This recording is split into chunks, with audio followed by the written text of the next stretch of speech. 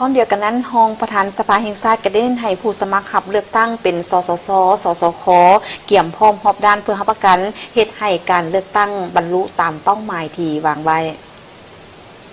ในโอกาสเข้าร่วมสู่ฝึกอบรมให้ผู้สมัครขับเลือกตั้งสมาชิกสภาแห่งชาติสุที่10และสมาชิกสภาประชาชนขันแขวงสุที่5เพศหญิงเพื่อเกี่ยมคมพร้อมลงสู่สนามการเลือกตั้งตัวจริง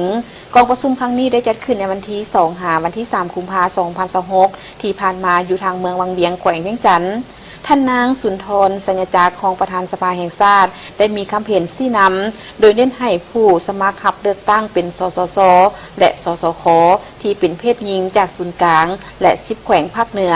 ต้องเกี่ยมความพร้อมรอบด้านประกอบความรู้ทักษะต่างๆเพื่อให้การเลือกตั้งประสบผลสำเร็จตามคาดหมายที่วางไว้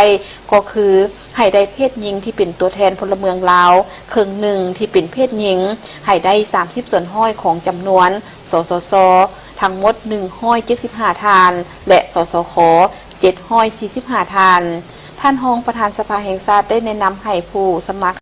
เลือกตั้งเกี่ยวกับการแนะนำตัวในการลงโฆษณา